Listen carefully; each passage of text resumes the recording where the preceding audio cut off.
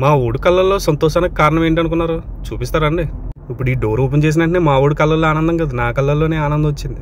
ఏంటి అనుకుంటున్నారా? వచ్చింది స్వర్గలోకానికి. ఆ రబ్బులు ఊరికనే అనలేదు, హా బేబీ కమ్ టు దుబాయ్. దుబాయ్లో అలవాటైన వాడిని వేరే అరబిక్ కంట్రీకి రమ్మంటే వాడి ఒపీనియన్ ఎలా ఉంటుందో తెలుసా? ఒక్కసారి దుబాయ్ వచ్చిన వాడు మళ్ళీ ఏ కంట్రీ కూడా వెళ్ళటానికి ఇష్టపడ్డా, ఎందుకంటే ఇక్కడ ఉన్న ఫ్రీడమ్ అట్లా ఉంటది.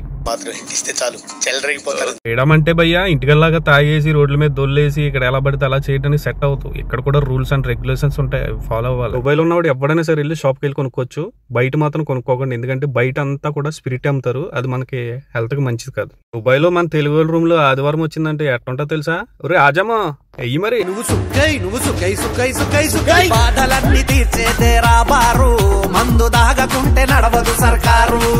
చల్ బాధలన్నీ తీర్చేదేరా బారు, మందు దాగకుంటే నడవదు సర్కారు.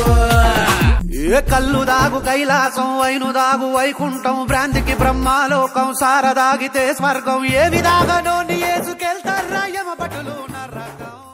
దుబాయ్లో తాగుతారంటే అది ఎట్లా అంటే రోజు తాగరు, వారానికి ఒకసారి. అది కూడా వాడి పడ్డ కష్టానికి రిలీఫ్ అవడానికి వాడికి వచ్చే సెలవు రోజున తాగి శుభ్రంగా వండుకుని మనస్ఫూర్తిగా పడుకుంటాడు. అలాగని చెప్పి రోజు తాగి రోజు తింటే నువ్వు ఇక్కడ కష్టపడినా ఇంటికాడ కష్టపడినా ఒకటే, ఫాయిదా ఉండదు.